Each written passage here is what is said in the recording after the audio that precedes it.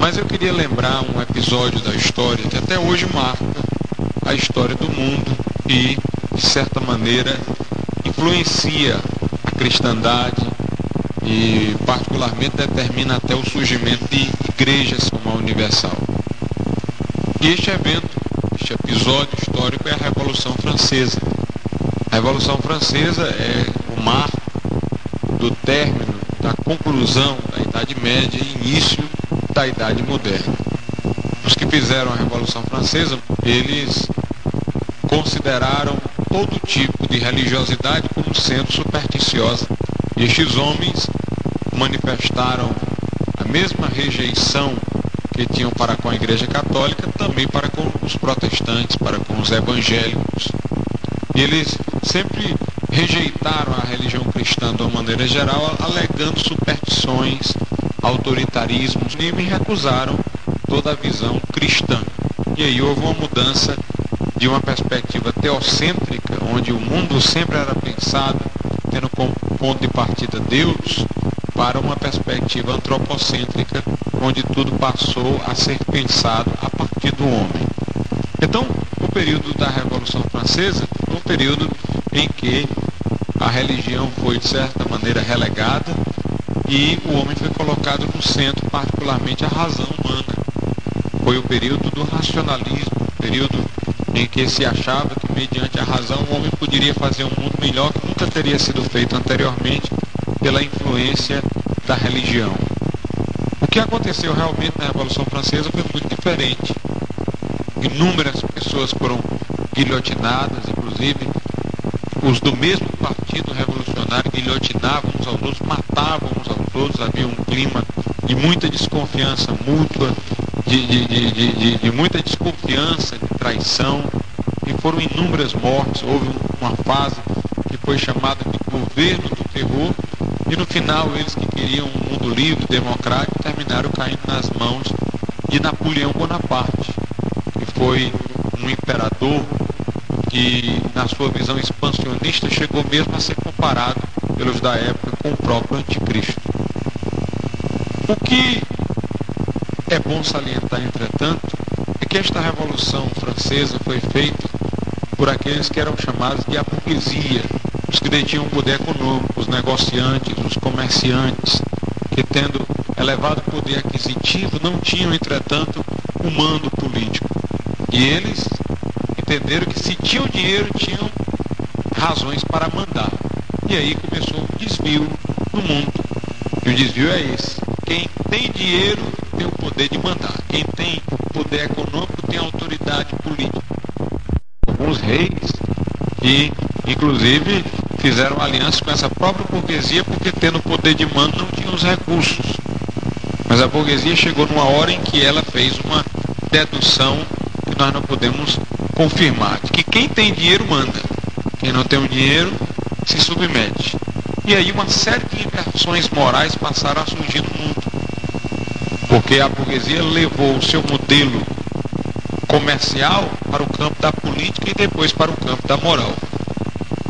Quem tem dinheiro manda. No campo da moral, quem tem dinheiro pode fazer o que quiser. Pode gastar dissolutamente, pode desprezar o pobre, porque tem, é dele, ele faz o que quer com o que tem e pronto.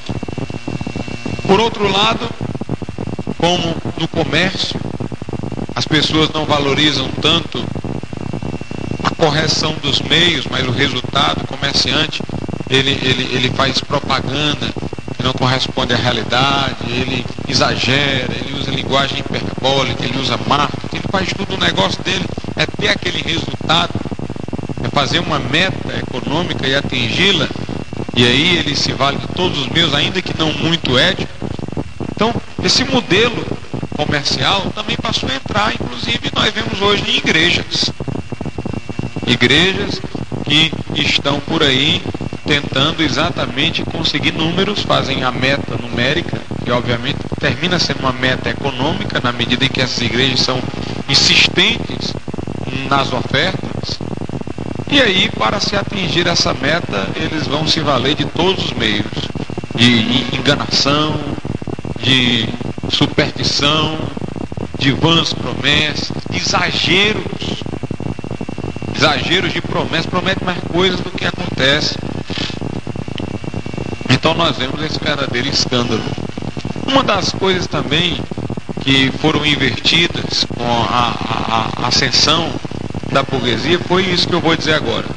Os valores vitais, os valores que promovem a vida, passaram a se sujeitar a valores utilitários. Ou seja, em vez de eles enfatizarem aquilo que enobrece o homem, a vida, o torna um homem mais plenamente homem, eles começaram a valorizar apenas a riqueza. Em vez de valorizar o ser, eles valorizaram o ter. A riqueza, o status, a posição. E de modo que o que dava resultado, a influência política que pudesse levar a bons resultados, o dinheiro que podia levar a bons resultados, estava acima da nobreza do caráter, da nobreza, da boa reputação, da honestidade, de modo que valores utilitários passaram a se sobrepor a valores vitais. Uma das coisas que a burguesia combateu foi a chamada ascese. A ascese era o ensino cristão, que depois foi deturpado ao longo da Idade Média, que, interpretado corretamente, significa o seguinte: que o cristão deve depender o menos possível deste mundo. Ou seja, quanto mais ele puder ter a sua satisfação dependendo menos desse mundo, melhor. Em outras palavras, se uma pessoa puder comer menos e viver bem, não há por que comer mais. Se uma pessoa pode modestamente ter o que é necessário para sua vida, nas necessidades básicas, não é preciso ela criar necessidades supérfluas. Ou seja, quanto menos ela depender desse mundo, mais sua vida se planifica, se torna uma vida independente, autônoma em relação ao mundo. Por outro lado, neste mundo presente, nós vemos o contrário da ascese. As pessoas ficam inventando necessidades supérfluas. Necessidades supérfluas. Inventando diversões sem as quais, segundo a propaganda, ninguém é feliz. Inventando produtos que, segundo os propagandistas, os marqueteiros, quem não tiver aquele produto está para trás, não é alguém e tal, está atrasado, e vão se criando necessidades e mais necessidades. Quanto mais necessidades vão aparecendo, mais a vida vai se tornando dependente dessa série de coisas. Por isso que eu sempre coloquei como propósito em minha vida nunca aceitar um produto que apareça, a não ser quando ele se tornar irremediavelmente necessário. Mesmo depois de ter um carro que ganhei de meu pai, eu ainda andava de ônibus. E somente fui para o carro na hora que me foi necessário andar de carro mesmo, por causa do meu trabalho, que não me permitia sair de um canto e chegar a outro a tempo se não fosse de carro. Celular, enquanto eu pude não ter celular, não tive celular. E tem coisas que, enquanto eu puder não ter, eu não quero ter. Mas nós vivemos num mundo que quer criar necessidades a toda hora. A ascese cristã é exatamente isso. Não é você se punir, se flagelar, como deturpadamente passou a ser na Idade Média, pessoas se chicoteando e tal. Não é maldade para com o corpo, que é templo do Espírito Santo, mas é você poder depender o mínimo possível das coisas daqui, para você ficar o mais livre possível. Mas nesse mundo não. As pessoas não estão atrás de ascese, elas estão atrás de novidades, e elas não percebem que elas ficam cada vez mais escravas do sistema. Há pessoas que, se não tivessem uma televisão em casa, iriam enlouquecer. Há outras que, se não tivesse o jornal para ler, iriam enlouquecer.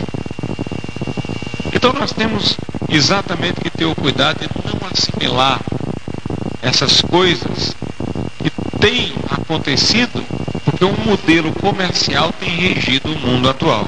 O apóstolo Paulo fala da verdadeira ascese cristã na primeira carta aos Coríntios, no capítulo 9, onde ele diz assim, a partir do versículo de número 24: não sabeis vós que os que correm no estádio, todos na verdade correm, mas um só leva o prêmio? Correi de tal maneira que o alcanceis. E todo aquele que luta de tudo se abstém. Eles o fazem para alcançar uma coroa corruptível, nós, porém, uma incorruptível. Pois eu assim corro, não como a coisa incerta. Assim combato, não como batendo no ar. Antes subjugo o meu corpo e o reduzo à servidão, para que, pregando aos outros, eu mesmo não venha de alguma maneira a ficar reprovado. Paulo aqui está dizendo exatamente que o atleta, para atingir a sua meta, que é ganhar uma corrida e tal, ele se abstém de uma série de alimentos que podem torná-lo mais gordo e diminua a rapidez de seus movimentos. Do mesmo modo, nós devemos de logo fazer o possível para nos desprendermos o máximo das necessidades supérfluas desse mundo. Hoje em dia, entretanto, o que nós vemos são as pessoas numa efervescência por diversões, por novidades, por ter o último produto que foi lançado no mercado, por ter a roupa que mais está de acordo com a moda. Essas pessoas se julgam as que vivem mais felizes, se julgam as pessoas mais livres, e elas não percebem que são as mais escravas. Porque se lhes fossem tiradas essas coisas, elas se desmantelariam todas. Viver bem é ter essa condição de, exatamente na perda dessas coisas, manter o seu equilíbrio.